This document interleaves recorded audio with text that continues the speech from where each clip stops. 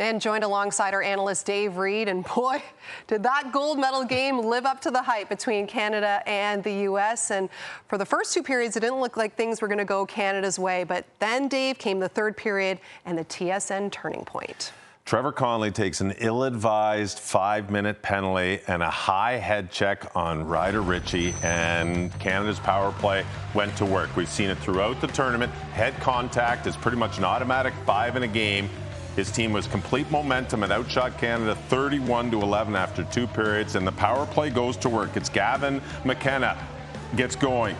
Cole Baudouin taps one in. Now all of a sudden the U.S. is back on their heels. T.J. Ginla from Gavin McKenna. 3 power play goals and a 5-minute major penalty against the U.S. against the #1 penalty killing team in the tournament coming into the gold medal game.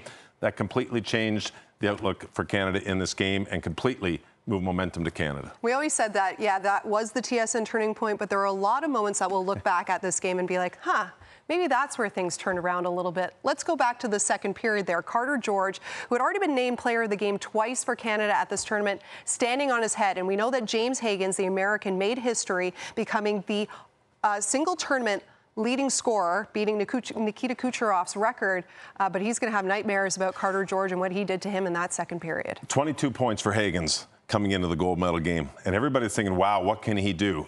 He was held pointless in this game, and Carter George is the reason. This is a remarkable stop for George to get his stick on the goal line, not 6 inches behind the goal line, which would have allowed this to go in across the goal line. That's an absolutely remarkable save. One of many saves that Carter George had to make to keep his team in the game through 2 periods. As I said, 31 shots against in the first 2 periods. And an assist. Absolutely kissed that trophy. More than well-deserved. Carter George, the player of the game. That's after Gavin McKenna scores a hat trick and an assist in a gold medal game.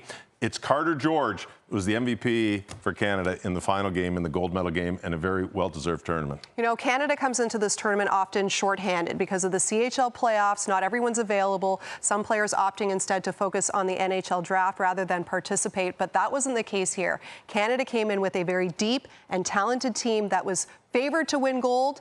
Well, they took care of business as they win their 5th championship at the men's U18s.